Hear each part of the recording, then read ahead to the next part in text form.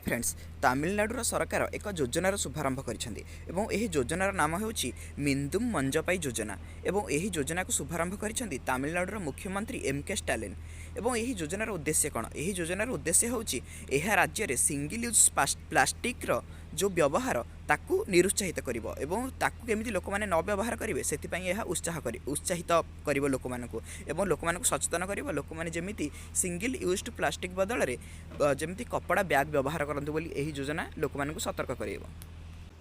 आ तमिलनाडु सरकार पूर्वर 14 प्रकार प्लास्टिक को ऑलरेडी बैन करिसेंती,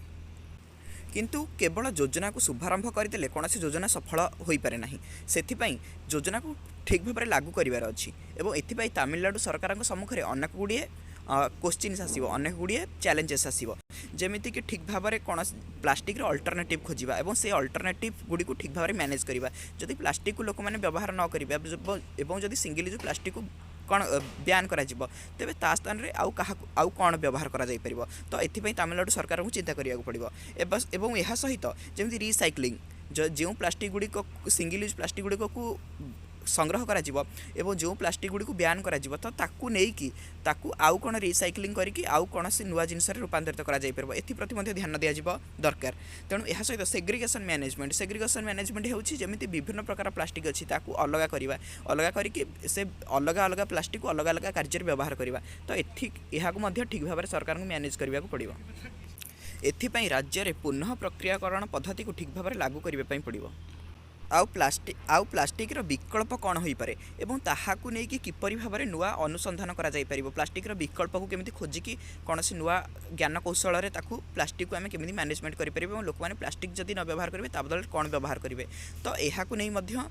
इन्वेस्टमेंट एवं रिसर्च को ध्यान देवा पड़ो। तो यह हूँ केतेक चैलेंजेस जमीती कि ठीक भाव में कौन प्रश्न अच्छी कि सिंगल यूज प्लास्टिक कौन, सिंगल यूज प्लास्टिक कहले कौन हो आपड़ नाम जापे। सिंगल यूज माने ताकू जहाँ मात्र थरुटे ही व्यवहार कराए, जमी आप पानी बोतल किणिक आणुछंती एवं ताकू थरे पी सारा पर से बोतल को फोपाड़ी दौरान कि जमी अनेक गोटे ब्याग आणुचे खाद्यपाई खाद्य पैक करके आने समय खाद्य खाऊे और से खाद्य को फोपाड़ी देउचे। जमी आप देखुए use and throw pen, use and throw pen को आम एक थरुटे लिखुचे से सरीगला आम फोपाड़ी दौचे। तेणु ये बोतल ब्याग जो ग्रोसरी ब्याग हो फूड पैकेजिंग बटल हो यही सब जिन गुड़ा को सिंगल यूज प्लास्टिक कहुए जहाँ को थरुटी आम व्यवहार कर सारापर फोपाड़ी देव। किंतु थरुटे तो आम व्यवहार कले आमपाई से अति सहज होगला, किंतु ताहाकू जितेबाला आम फोपाड़ी दौचे ताहा प्रकृतिर बहुत क्षति घटाऊँच और ताहा बाहर पड़ी परिवेशर अनेक क्षति घटाऊँच जहाँकि आमपाई और आमर आगामी पीढ़ी मानी अनेक असुविधार कारण हो पारे और अलरेडी यह विभिन्न प्रकार समस्या सृष्टि करुच्ची। तेणु यह आम कौन कर साधारणतः फोपाड़ी दे था, किंतु ताहाकू एबे तमिलनाडु सरकार तमिलनाडु में बैन करने चाहते। ताहले एठी गोटे प्रश्न उठूँ कि लोक मैंने एत प्लास्टिक को एत अधिक मात्रा व्यवहार करने कहीं चाहते। आम समस्ते जाचे प्लास्टिक हूँ सस्ता, ताहार प्रोडक्शन करने सहज, यह हालुका अटे एवं यह प्रोड्यूस करने सहित यह नवा आने कर बहुत सहज होता है। तेणु इंडस्ट्रीज मैंने विभिन्न देश में प्लास्टिक को बहुत अधिक मात्रा तार प्रोडक्शन करा जाउची एवं आगामी भविष्य में प्लास्टिक उत्पादन आहरी बढ़िया बोली यूएन आकलन कर यूनाइटेड नेशन यह एक आकलन। ताहले किंतु प्लास्टिक उत्पादन करने तो सहज किंतु ताको मैनेज करबा एते सहज नुहे। तेणु वर्तमान विश्वर विभिन्न देश ए प्लास्टिक को केमिति मैनेजमेंट करेंगे ताकू नहीं गवेषणा कर अनेक समस्या देखा देइछि। तेणु पृथ्वीर विभिन्न देश मानक पई यह एक मुंड विधर कारण पलटिछि। एक तथ्य जना जाए जे भारत वर्ष में जी प्लास्टिक उत्पादन करा जाउछि तार 60% प्लास्टिक को संग्रह करा जाए, अर्थात ताकू रिसाइकल थरे व्यवहार कर सारा पर ताकू पुनर्बार संग्रह करा जाए पाखापाखि 60% प्लास्टिक, किंतु बाकी 40% प्लास्टिक रही जाए। आउ से 40% होछि पाखापाखि 10,376 टन, आउ जहाँकि गोटे बहुत बड़ अमाउंट बहुत बड़ परिमाण जहाँकि अनकलेक्टेड रही जाए एवं ताहा प्रकृति एवं मनुष्य मानक पई एवं समस्त मानक पई असुविधार कारण पलटिछि।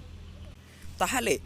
सेंट्रल गवर्नमेंट बा केंद्र सरकार तरफ यह नहीं अतीत में कौन प्लान चली जमी 2019 मसीह आमर जो केंद्र सरकार रही से भारत को सिंगल यूज प्लास्टिक मुक्त करने एक योजना करने चाहिए। एथिपाई से 2022 टार्गेट देइछन्ति।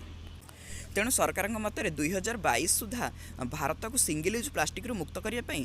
बहुमुखी मंत्रालय अर्थात अनेक गुड़िए मंत्रालय मिसी यह कार्यकारी करने योजना कर योजना मुताबक भारत में सिंगल यूज प्लास्टिक व्यवहार को केमती निरुत्साहित कर योजना को प्रणयन कर सिंगल यूज प्लास्टिक को ब्यान करने सरकार पाखे स्ट्राटेजी कौन रही एथिपाई सरकार ये जो स्ट्राटेजी कर स्ट्राटेजी मुताबक सरकार एक कमिटी गठन कर कमिटी जहाँ आइडेंटिफाई करी तारी आधार रे यह ब्यान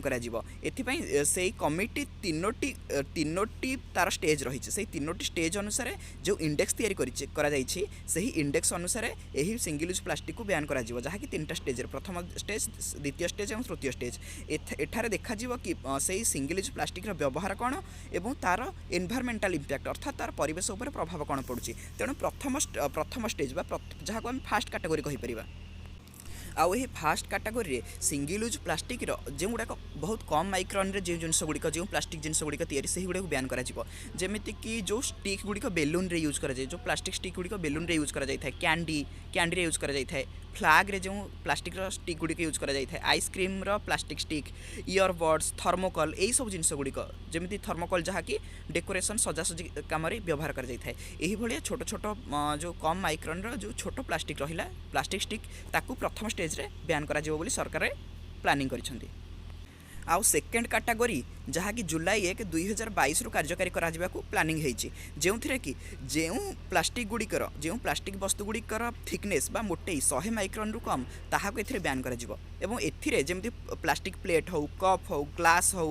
कटरली सच एज फर्क हो चामच हो छुरी हो जो गुड़ा सब प्लास्टिक रे तैयारी जमी जन्मदिन काटिबा समय आम जो छुरी व्यवहार करछे इनविटेशन कार्ड आउ स्वीट पैक करने जो सब बॉक्स गुड़िक व्यवहार करा प्लास्टिक सिगारेट पैकेट स्टीरेर प्लास्टिक बैनर यही सब जिनस गुड़ी को द्वितीय स्टेज रे बा सेकेंड कैटेगरी रे ब्यान करा जिबा पई सरकार योजना। आउ थर्ड कैटेगरी जहाँकि नेक्स्ट ईयर सेप्टेम्बर स्टार्ट करा बोली सरकार योजना जो कि नॉन ओभेन बैग गुड़ी को इनक्लूड करा आउ जे गुड़िकर थिकनेस बा मोटे पाखापाखि 240 माइक्रन रु कम होइथिबो सेथिरे एही सब प्लास्टिक जिनस गुड़िक ब्यान करा एठी सरकार तो बहुत भल योजना करिसेंती किंतु प्रकृत में यह कार्यकारी हो पार कि ताहले यह पछरे लॉजिक कौन रही यह पछरे यार जो साइंटिफिक प्रोसेस कौन रही जमीती कि प्रत्येक दिन भारतवर्ष में 26,000 टन रु अधिक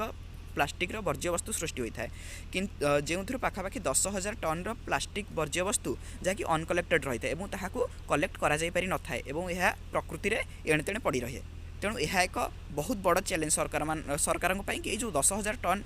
जो प्लास्टिक वर्ज्य वस्तु रहा केमी संग्रह कर तथ्य जे आम देखुचे आम चारिपाखे जमी प्लास्टिक को सब नदी नाल समुद्र इत्यादि फोपड़ा जाउछि आउ ताहा सेठाके समुद्र नदी नाल इत्यादि को प्रदूषित करुच्ची ताहले एठी सजेशन कौन प्रकृत में सरकार को एठी कौन सजेशन दे परिबा सरकार कौन करि परिबे एठी सरकार को थरोली भल भाव में environmental and economic cost benefit analysis करिवार अछि अर्थात सरकार को एठार देखिबार अछि कि अर्थनैतिक दृष्टिकोण आम केमिति ही प्लास्टिक गुडी को ब्यान करा जाई परिबो एवं सेठारे हमर केते खर्च होउछि एवं एठार प्रकृत में जहाँ आम खर्च होउछि से अनुसार हमको लाभ मिल पारुछि ना नहीं एवं यार परिवेश उपर प्रभाव कौन पड़ुछि परिवेशर कौन क्षति होउछि एवं प्लास्टिक को जदि आम प्रकृत में बंद करियार समर्थ हबा ताहले हमर प्रकृत में केते लाभ होई परिबो एवं ताहा केते स्थायी होई रहिबो एहा सहित जमिति कि प्रकृत करे यही ब्यान द्वारा